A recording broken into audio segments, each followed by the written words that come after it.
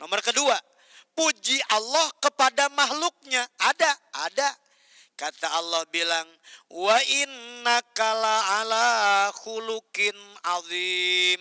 Muhammad, engkau itu yakin memiliki akhlak yang sangat-sangat agung, yang sangat mulia. Nabi dipuji sama siapa? Sama Allah. Berarti Allah memuji kepada Nabi. Qodimun li hadisin, Allah muji kepada makhluknya. Nah, kemudian makhluk memuji kepada Allah. Makhluk muji kepada Allah.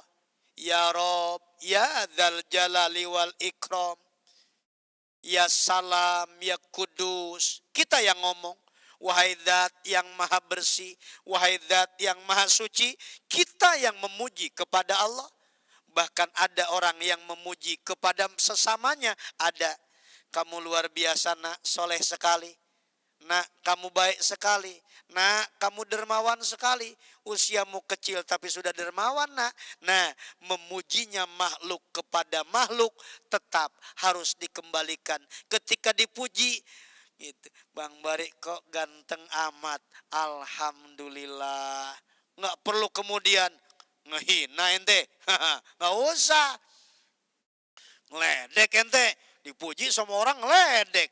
Ketika dibilang, kok kayaknya lagi banyak duit, ini cerah banget ya. Banyak duit dari mana? Oh pusing. Wah, nggak usah begitu. Bilangnya alhamdulillah. Begitu.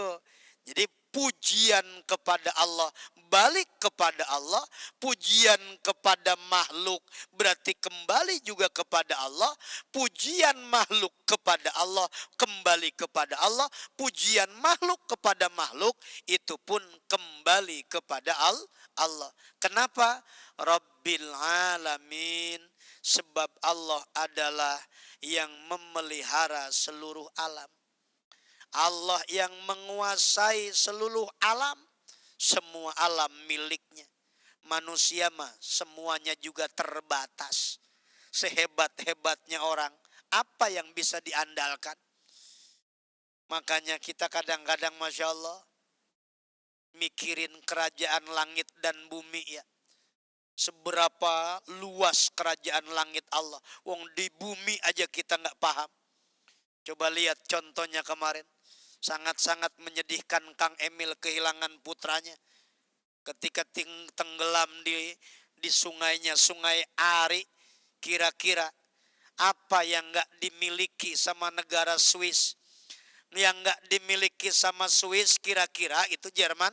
Apa yang gak dipunya? Semuanya dia punya, alat yang canggih dia punya. Tapi ketemu kagak? Kagak sampai sekarang. Yang akhirnya kemudian himbauan untuk sholat goib. Untuk apa? Untuk putranya Kang Emil. Luar biasa. Alatnya serba canggih. Pencariannya kagak ketemu. Makanya ngedenger berita itu saya besarin. Saya besarin hati teman yang kehilangan anaknya di Pantai Sawarna sana. Di Pantai Sawarna Banten. Saya bilang, Bang Haji seharusnya sudah bisa ikhlas, harus sudah bisa menerima. Kenapa sebabnya? Tuh liatin. Yang hilang di sungai aja kagak ketemu. Sungai. Padahal seluruhnya sudah dikerahkan untuk mencari. Anak kita dihilangnya di lautan. Gimana nyarinya di lautan? Kemudian yang dikerahkan cuma tim SAR doang pakai perahu 2 biji. Ya kagak nemu.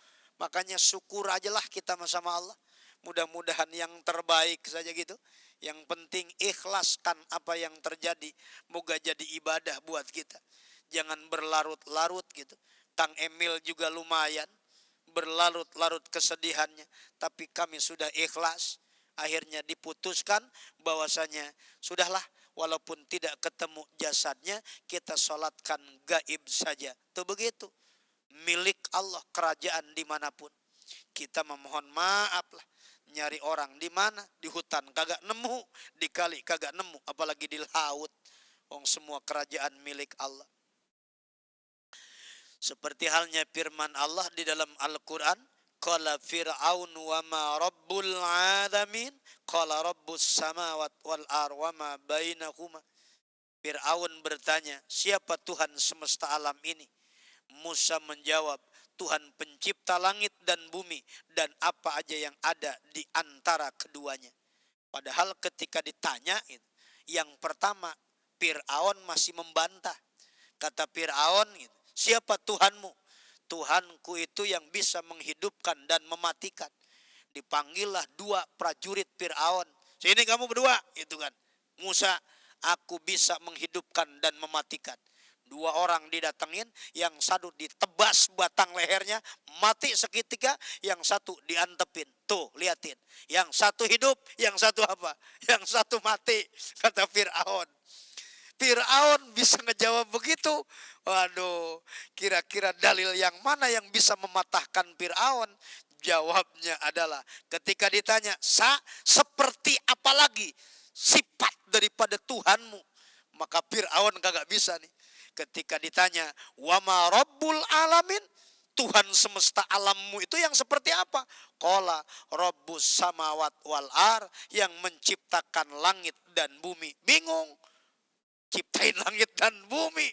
Langit udah ada, bumi udah ada. Menciptakan matahari dan bulan. Gimana nyiptain bulan? Gimana nyiptain matahari? Kalah tuh di situ. Fir'aun yang tadinya menang berdebat dengan siapa? Musa. Tapi ketika dimunculkan ayat ini, Fir'aun tidak berkutik. Siapa yang bisa bikin langit? Siapa yang bisa bikin bumi? Itu. Kayaknya nggak ada lain.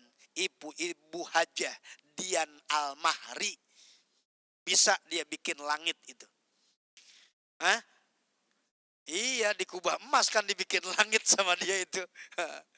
Ternyata dia kagak bisa tuh kalau Fir'aun mah. Harus nanya dulu ke Dian Al-Mahri. Insya Allah bisa bikin langit. Wala yahsi adadal alamina ahadun. Tidak ada seorang yang dapat menghilangkan, menghitung bilangan-bilangan isi seluruh alam raya kecuali Allah. Ada yang tahu berapa jumlah bintang? Bintang di langit, siapa yang tahu? Ada yang tahu jumlahnya, jumlah burung, jumlahnya jumlah makhluk hidup, bahkan termasuk katanya air. Dari dulu diciptain sampai sekarang yang namanya air kagak pernah berkurang. Segitu-gitu aja. Mau air yang di sungai Are yang mencair gitu kan. Itu gitu-gitu aja air tuh. Nggak pernah berubah, nggak pernah berkurang. Cuma berapa banyak? Nggak ada.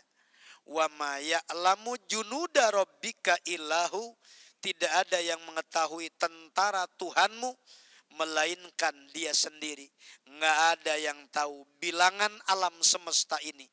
Hanya zat Allah berdasarkan Al-Mudassir surat 74 ayatnya ayat 31. Jadi semuanya berdasarkan kehendak Allah subhanahu wa ta'ala. Nggak ada manusia yang tahu. Wa asyhadu, dan bersaksi aku. Wa asyhadu, nanti akan kita bahas di pertemuan kita yang akan datang, kajian tentang dua kalimat syahadat.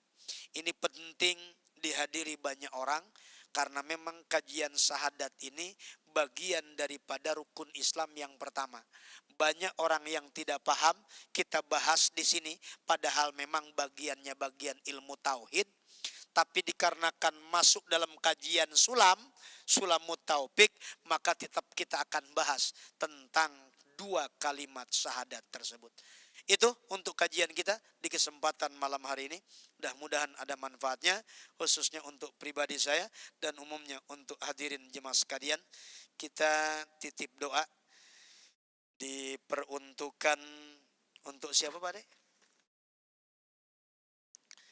Yang pertama untuk Pak Sis, kemungkinan beliau berangkat sepertinya ya. Jadi untuk berangkat menjadi tamu Allah di kesempatan haji tahun ini. Wa bihamdika asyhadu an la ilaha illa anta astaghfiruka wa atubu ilaik.